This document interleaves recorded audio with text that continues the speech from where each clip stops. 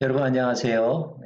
1대1 제자훈련, 제자양육 101 시간입니다. 오늘은 여러분과 함께 삼과에 대해서 함께 공부해 보도록 하겠습니다. 지난 1과와 2과를 거쳐서 우리는 먼저 예수님이 어떤 분이신지 그의 일반적인 프로필을 1과에서 살펴보았고요. 2과에서는 그 예수님이 어떤 일을 하셨는지, 어떠한 삶을 사셨는지, 그의 삶과 더불어 죽음까지도 함께 살펴보았습니다. 자, 오늘 3과의 제목은 그 예수님은 지금 무엇을 하고 계신가 하는 거예요. 보통의 사람들 같으면 태어나서 살다가 죽으면 그것으로 끝나는 것 아니겠습니까? 그런데 예수님에 대해서는 죽음이 끝이 아니라 죽음 이후에도 그분이 뭔가를 하고 계시다는 거예요. 이것이 보통의 사람들과는 다른 점이겠죠? 자, 도대체 그분은 무엇을 하고 계시길래 또 그것을 어떻게 알길래 이런 과가 만들어졌는지 기대하는 마음을 가지고 오늘 함께 살펴보도록 하겠습니다. 자, 먼저 오늘 3과, 4과. 오늘 말씀의 제목은 이거군요. 예수님은 지금 무엇을 하고 있습니까? 무엇을 하고 있습니까? 어, 요즘 여러분 어떻게 지내고 계십니까? 여러분이 음, 이 코로나 일상 속에서 하루하루를 어떻게 보내시는지 궁금한데요. 원래 그전과 같은 일들은 아니실 거예요. 그런데 무엇인가를 하긴 하는데 그 일이 의미가 있는 일인지 다른 사람에게 유익한 일인지 한번 점검해 보았으면 좋겠습니다. 자, 제가 던져뒀던 질문들이 오늘 이 교재에도 그대로 나와 있군요. 우리는 우리와 만났던 사람들이 죽거나 떠나가게 되면 그 사람에 대한 기억만을 갖게 됩니다. 아무리 위대한 사람일지라도 죽은 후에는 우리의 기억 속에는 남아있지만 실질적인 영향은 주지 못하죠. 자, 지금까지 우리는 예수님의 생애와 죽음에 대해서 배웠습니다. 정말로 놀라운 사랑의 표현이요. 고귀한 희생정신의 결과입니다. 그러나 예수님이 십자가의 죽으심으로 그의 생애가 끝났다면 그는 하나의 위대한 인물로만 기억되었을 것입니다. 그런데 성경은 예수님이 죽음으로 끝난 것이 아니라 죽었다가 다시 살아났다고 말합니다. 그리고 지금도 살아서 역사하신다고 말합니다. 자, 이 표현에 대해서 여러분 어떻게 생각하십니까? 평범하지 않은 표현이죠. 또 믿기 어려운 표현이기도 합니다. 그런데 바로 오늘 이 삶과를 우리가 어떻게 이해하느냐에 따라서 우리가 진정한 그리스도인이 될 수 있느냐 없느냐, 또한 기독교가 다른 종교와 어떻게 같은가 다른가를 분명하게 알 수 있는 기회가 될 것입니다. 자, 한번 잘 따라와 봤으면 좋겠습니다. 예수님의 세계와 죽음에 대해서 알고 그를 높이 평가하는 사람들이 있습니다. 그러나 그들이 예수님의 부활에 대해서 모른다면 예수님을 제대로 알고 평가하는 것이 아닙니다. 아하, 오늘의 주제는 바로 부활에 관한 것이군요. 먼저 예수님은 그분 자신이 죽은 후에 어떠한 일이 일어날 것이라고 말했습니까? 마가복음 16장 21절 말씀입니다. 이때로부터 그리스도께서 자기가 예루살렘에 올라가 장로들과 대제사장들과 서기관들에게 많은 고난을 받고 죽임을 당하고 제3일에 살아나야 할 것을 제자들에게 비로소 가르치시더니 인생의 미래, 특별히 자기 인생의 미래에 대해서 아는 사람은 그렇게 많지 않죠. 물론 막연하게 우리는 언젠가 죽는다 이런 말은 할 수 있습니다. 하지만 언제쯤 죽을지 또 어떻게 죽을지에 대해서 구체적으로 아는 사람은 없죠. 그런데 예수님은 자신의 죽음에 대해서 오늘 말씀하셨습니다. 그 죽음의 특징은 고난을 당하는 죽음일 것이다 하는 것이었고요. 또 한 가지 중요한 차이점이 있는데 3일 만에 다시 살아난다는 것이었습니다. 이런 말을 하는 사람이 과연 있을까요? 또 하는 사람이 있다고는 할 수 있지만 그 말대로 될까요? 놀라운 것은 예수님은 자신이 예언했던 대로 다시 살아나셨습니다. 그 부활의 목격자들이 있죠. 자, 고린도전서 15장 말씀 여러분 한번 읽어보시겠습니까? 내가 받은 것을 먼저 너희에게 전하였노니 이는 성경대로 그리스도께서 우리 죄를 위하여 죽으시고 장사 지낸 바 되었다가 성경대로 사흘 만에 다시 살아나사 게바에게 보이시고 후에 12 제자에게와 그 후에 500여 형제에게 일시에 보이셨나니 그 중에 태반이나 살아있고 어떤 이는 잠들었으며 그 후에 야고보에게 보이셨으며 그 후에 사도에게와 맨 나중에 만삭되지 못하여 난 자 같은 내게도 보이셨느니라. 고린도전서가 기록되었을 때를 약 AD 53년 또는 4년경쯤으로 봅니다. 자, 사도 바울의 고백이죠. 고린도전서를 기록한 사람은 사도 바울입니다. 사도 바울은 많은 사람들을 통하여 예수님이 살아났다라고 하는 증언을 많이 들었습니다. 그것이 그의 생애에 가장 불편한 진실이었고 또 그 불편한 진실은 그의 인생을 송두리째 바꾸는 엄청난 사건이 되기도 했죠. 자, 어떤 사람들이 예수의 부활을 목격했다고 오늘 표현하고 있습니까? 게바는 여러분 베드로인 거 아시죠? 12 제자, 500여 형제들 이런 사람들에게 보여주셨다. 이 중에 여러분 마르다가 있는 것 아시죠? 부활의 첫 증인은 사실 여인들이었죠. 성경이 여인들을 부활의 첫 증인으로 기록한 것에 대하여 사람들은 놀라운 의미가 이 속에 포함되어 있다고 봅니다. 그것은 무엇이냐면 성경시대에 사실 여인은 법적으로는 그렇게 인정받는 존재가 아니었습니다. 심지어 법적 증언의 효력도 없었던 사람들이 바로 여인이었거든요. 그러면 여인이었던 마리아가 예수님의 부활을 처음으로 봤다라고 하는 것은 어쩌면 이것은 설득력이 없는 증거 자료였을 것입니다. 그런데 오히려 여기에 놀라운 신비가 있다는 거예요. 뭐냐면 법정 증언의 효력이 없는 사람이 첫 증인이 되었다는 것.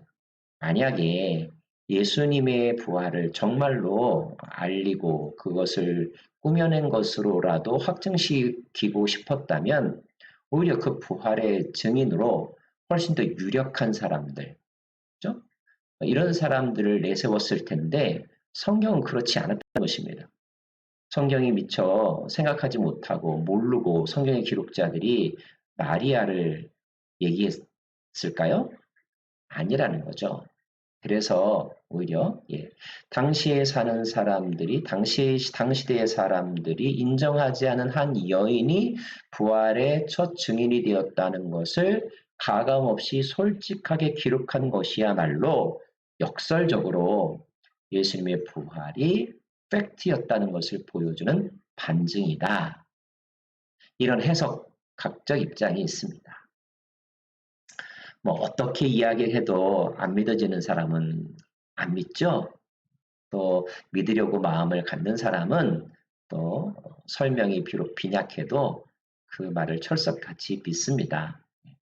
어쩌면 믿음이라고 하는 것은 그 팩트에 대한 얼마나 정확한 설명이냐 아니냐보다 그 소식을 접하는 사람의 마음의 태도에 달려 있는 것 같아요. 물론 그 보도의 정확성도 그와 못지않게 중요하고요. 여러분은 어느 입장이십니까? 여전히 부활이 늘 여러분의 신앙생활에 이렇게 걸림돌이 되십니까? 오늘 특별히 성령께서 여러분에게 믿음의 은사를 주셔서 성경에 기록된 말씀들, 성경의 증언자들의 이야기가 여러분에게 아무런 거리낌 없이 다 믿어지기를 간절히 바랍니다. 자, 3번 문제 한번 볼까요?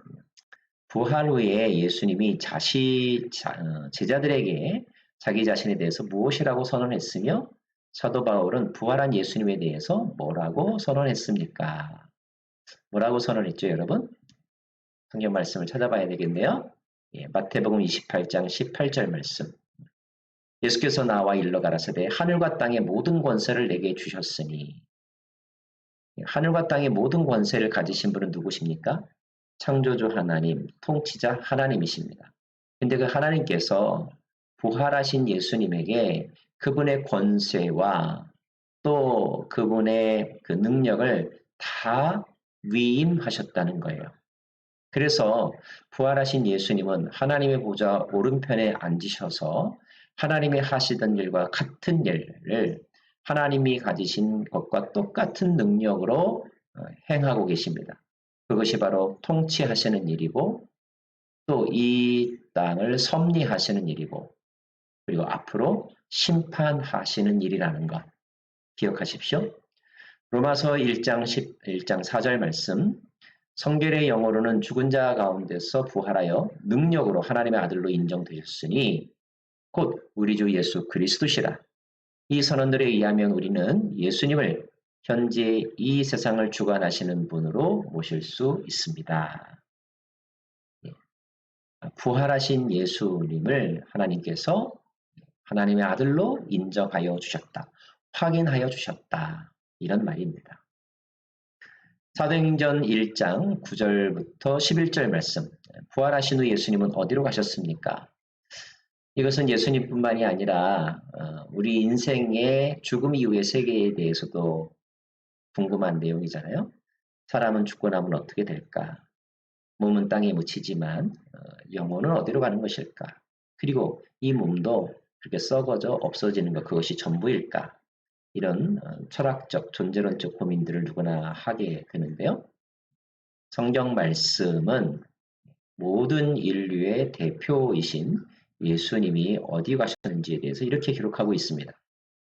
이 말씀을 마치시고 저희 보는 데서 올리워 가시니 구름이 저를 가리워 보이지 않게 하더라. 올라가실 때에 제자들이 자세히 하늘을 쳐다보고 있는데 흰 옷 입은 두 사람이 저희 곁에 서서 가로되 갈릴리 사람들아 어찌하여 서서 하늘을 쳐다보느냐?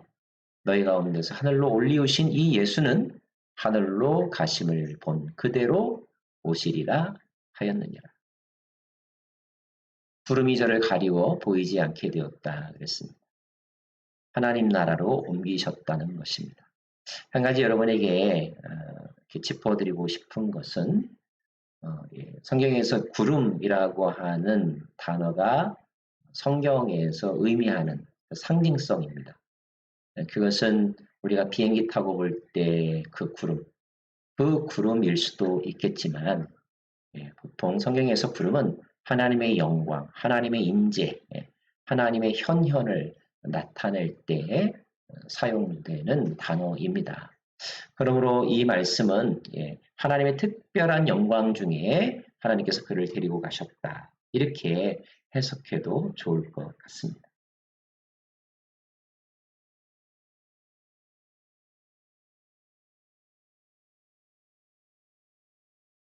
그 다음 말씀, 우리 에베소서 1장 20절에서부터 23절 말씀입니다. 그 능력이 그리스도 안에서 역사하사 죽은 자들 가운데서 다시 살리시고 하늘에서 자기 오른편에 앉히사 모든 정사와 권세와 능력과 주관하는 자와 이 세상뿐 아니라 오는 세상에 일컫는 모든 이름 위에 뛰어나게 하시고 하나님께서 부활 승천하신 예수님을 자신의 오른편에 앉으신 후에 그분에게 모든 정사와 권세와 능력과 주관하는 자와 이 세상뿐 아니라 오는 세상에 일컫는 모든 이름들 위에 뛰어나게 하셨다. 여러분 갑자기 이 찬양의 가사가 생각이 나는데요. 모든 이름 위에 뛰어난 이름 예수는 주 예수는 주 네, 하나님께서 그렇게 하셨다는 거죠.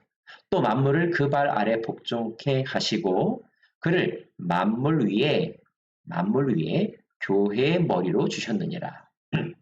여러분 만물이 있고요. 그 위에 교회가 있고요. 그 교회 위에 교회의 머리가 있습니다. 이 땅의 모든 피조물들 가운데 하나님의 부르심을 입은 자들 그래서 그 세상으로부터 한 걸음 벗어나서 하나님을 향하여 하나님의 세계 안으로 발을 내디딘 사람들을 우리가 교회라고 부르고요. 그 교회의 우두머리, 그 교회의 하트, 그 교회의 헤드십이 되신 분이 바로 예수님이라는 것입니다. 23절 말씀은 매우 유명한 말씀인데요. 교회는 그의 몸이니, 교회는 그리스도의 몸이니, 교회는 예수님의 몸이니 만물 안에서 만물을 충만케 하시는 자의 충만이니라. 여러분, 만물 안에서 만물을 충만케 하시는 분이 누구실까요? 이 말은 모든 만물 가운데 자신의 성품을 충만히 드러내어서 그 모든 것이 자신의 것임을, 자신으로부터 왔음을 알게 하시는 분, 네, 하나님.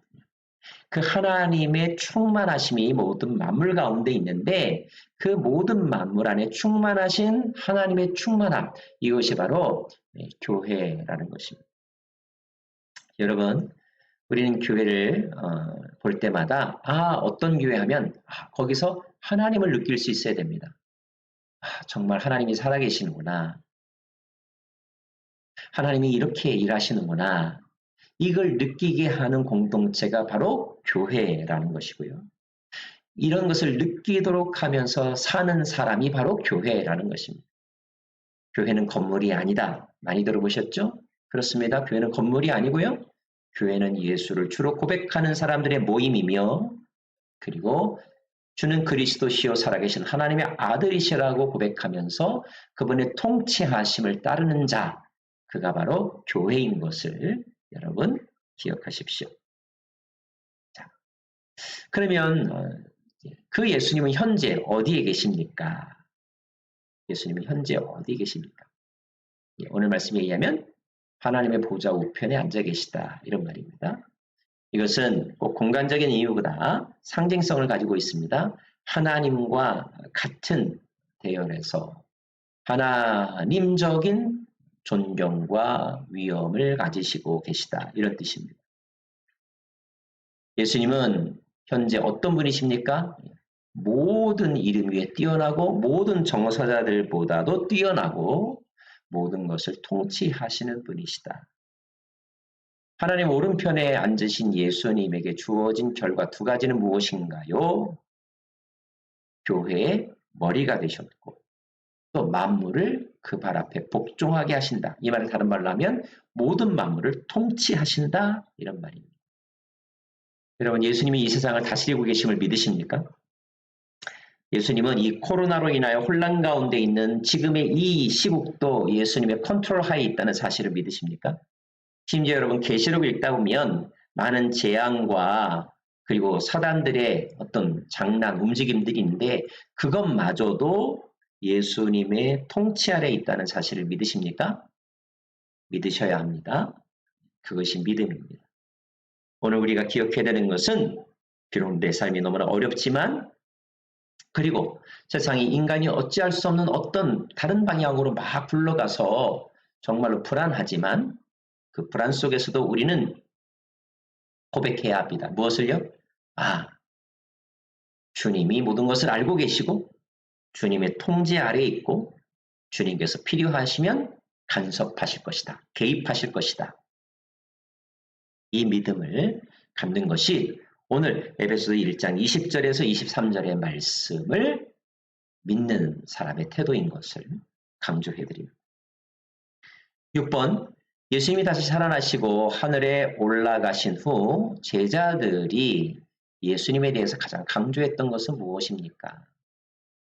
예수님이 살아계실 때도 예수님을 새롭게 느꼈던 제자들은 어느 순간 예수님 앞에 사랑의 고백을 했죠. 신앙 고백을 했습니다. 베드로가 주는 그리스도시요 살아계신 하나님의 아들이십니다. 이렇게 신앙 고백한 것 아시죠?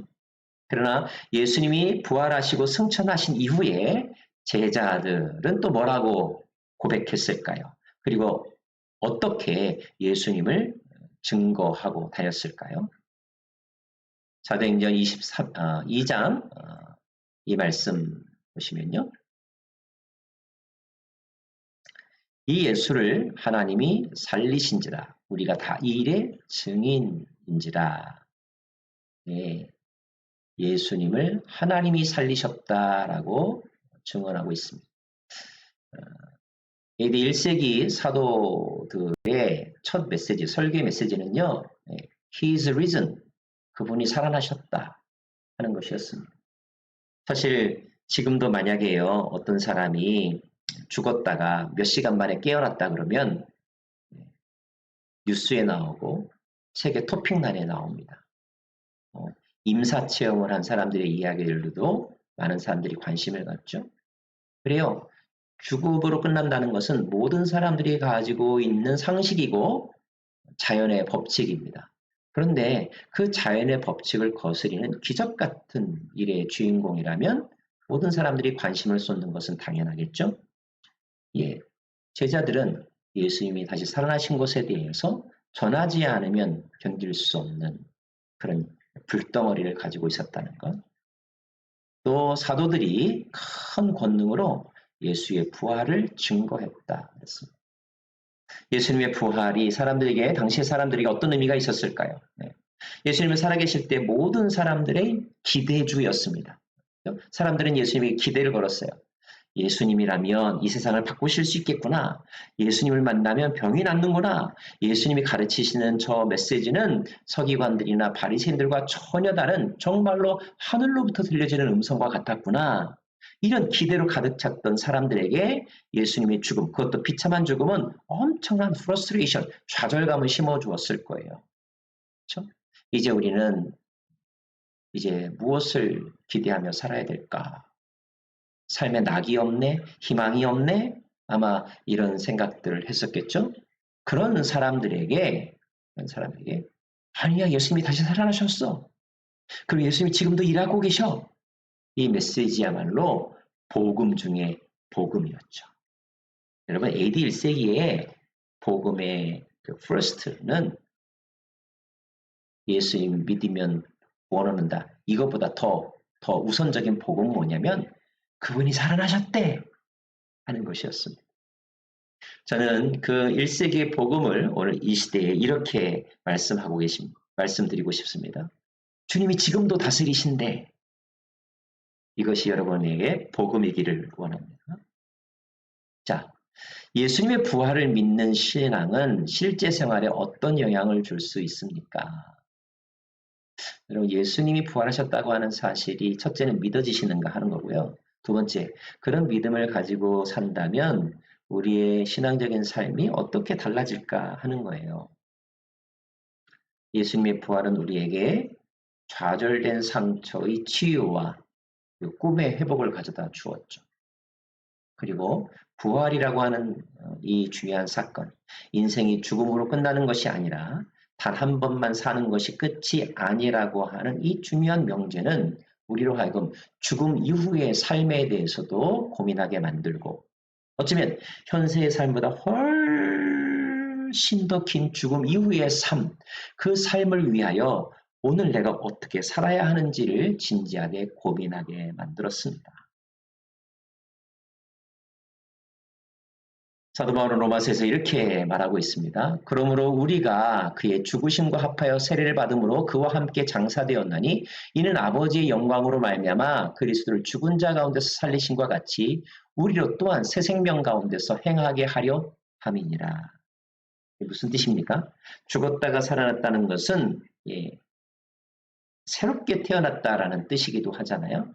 자, 그 예수님을 믿는다는 것은 우리도 그 예수님의 죽음과 함께 우리의 존재가 죽고 예수님의 부활과 함께 우리의 존재가 다시 살아났다는 것을 의미한다는 것입니다. 그러면 죽는 것은 무엇이고 사는 것은 무엇일까요? 죽는 것은 우리의 과거, 우리의 죄된 자아, 우리의 그 어두운 그 상처들, 이런 것들이 다 씻김받고 사라진다는 것이고요. 다시 살아난다는 것은 이제 밝은 태양과 새로운 소망과 그리고 할 수 있다는 자신감과 해야만 한다는 사명감을 가지고 새 출발한다는 뜻입니다. 예수를 믿는다는 것은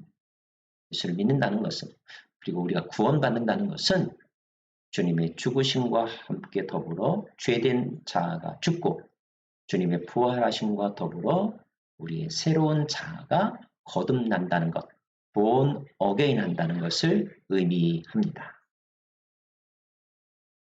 자, 고린도 8번 문제는 이런 질문을 하고 있네요. 만약에 예수님의 부활이 역사적인 사실이 아니라면 지금도 예수님의 부활은 역사적인 사실이 아니다. 그저 그냥 의미론적인 사건이다. 이렇게 이야기하는 사람들도 있잖아요. 물론 팩트가 아님에도 불구하고 의미가 있어서 그 의미에 영향을 받고 또 그 의미만으로도 만족하면서 사는 사람들이 더러 있기는 합니다.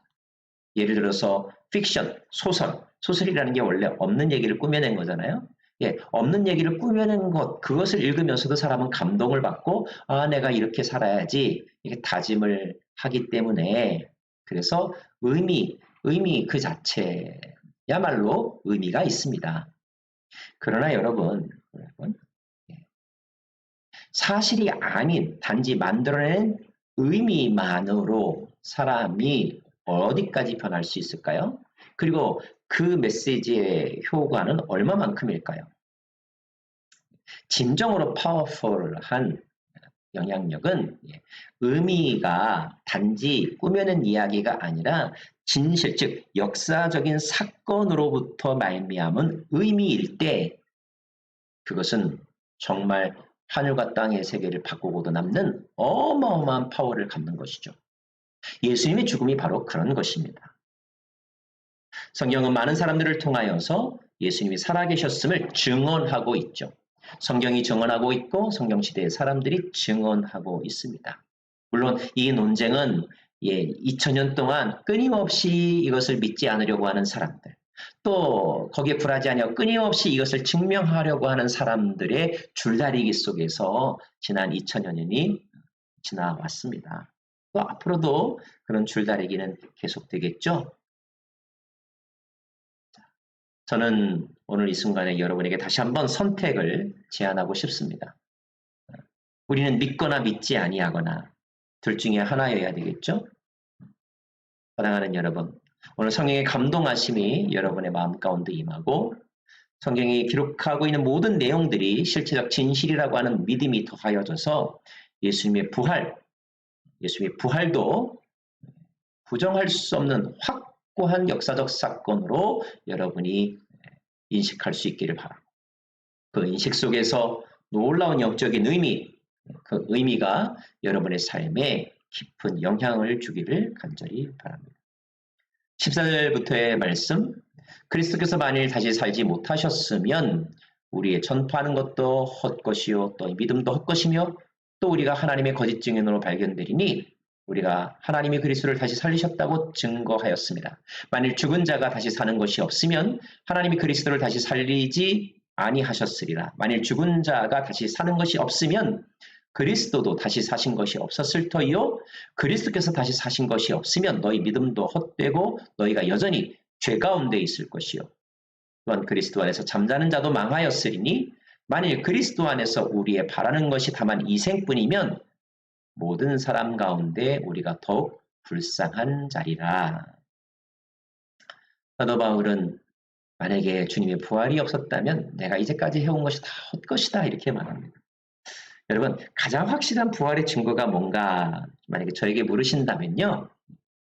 오늘 이 순간 여러분이 지금 이 말씀을 배우는 공부 앞에 선 사건 이것이 예수님이 지금 부활하여 살아계시다는 확실한 증거입니다. 2000년 역사 이래로 얼마나 많은 사람들이 인생의 변화를 겪었습니까? 어떻게 하면 그런 변화를 일으킬 수 있습니까? 총칼로 위협하면 될까요? 돈을 수억 달러를 주면 사람이 그렇게 변할까요? 아니잖아요. 진실이 아니면 변화는 일어날 수 없는 것입니다. 사도 바울이 예수 부활의 증거요. 성 어거스틴이 예수 부활의 증거요. 마틴 루터가 그리고 주기철 목사님이 손양원 목사님이 예수 부활의 증거임을 저는 확신합니다. 더불어 저와 여러분도 예수님 부활의 증거인 줄로 믿습니다. 예수님의 부활을 믿지 못하면서도 예수님을 높이 평가할 수 있습니다. 네, 그런 사람들 많이 있죠. 그러나 그 평가는 완전한 평가가 될 수 없습니다. 당신은 이제 예수님의 부활에 대해서 어떻게 생각합니까? 여러분, 만약에 예수님이 부활이 없다면 예수님이 그저 아주 위대한 어떤 휴머니스트 또는 위대한 어떤 성인처럼 이 땅에서 선한 삶을 살다가 심지어 다른 사람을 위하여 대신 억울한 누명을 쓰고 죽는 것으로 끝났다면 그 사실은 우리에게 위로는 줄 수 있을 거예요. 격려가 될 수는 있을 것입니다. 그러나 그 죽음으로 그것이 끝난다면 우리의 문제를 해결할 수는 없습니다. 지난 시간에도 말씀을 드렸죠, 여러분?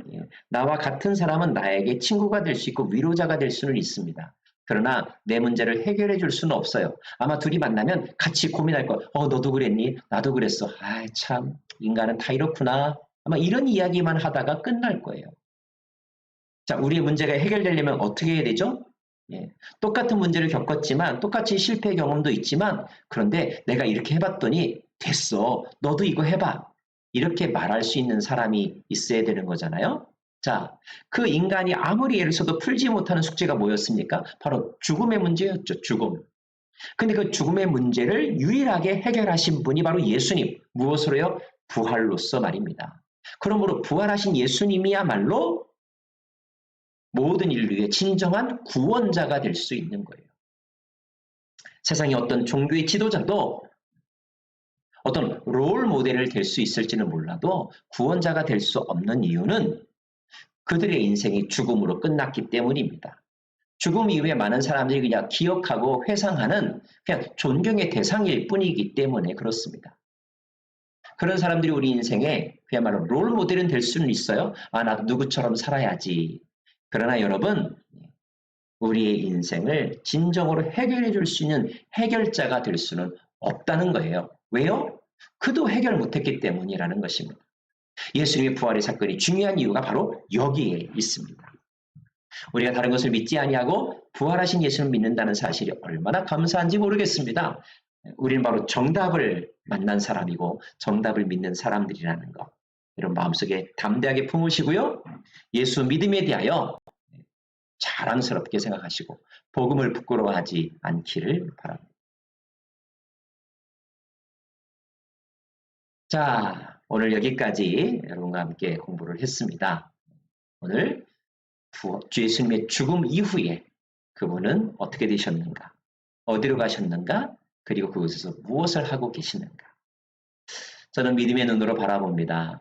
하나님 옆에서 놀라운 권세를 가지시고 이 땅을 바라보시면서 당신의 백성들이 어떻게 살아가고 있나? 오늘은 어떤 어려움들을 겪고 있는가? 그리고 끝까지 인내하기를, 승리하기를 응원하시는 예수님. 그리고 그분이 정하신 어느 순간이 되면 직접 내려오셔서 그동안 수고했다. 이제 내가 나머지 모든 것들을 해결해 줄게. 모든 사슬에서 우리를 완전 해방시켜 주시고 우리를 그분의 나라에 초청하사 눈물도 고통도 없는 생명의 안식을 누리게 하실 그분 예수 그리스도.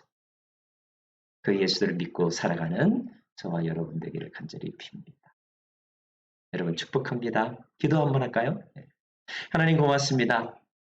내가 믿는 주님은 무덤 속에 계신 분이 아니라 지금도 살아 계셔서 이 세상을 통치하시는 모든 이름 위에 뛰어난 분이신 것을 오늘 나의 입술이 찬양하며 온전히 고백하며 그 믿음으로 살아가기를 원합니다. 오 주여, 오늘도 승리케 하옵소서. 예수님 이름으로 기도합니다. 아멘. 고맙습니다, 여러분. 수고하셨습니다.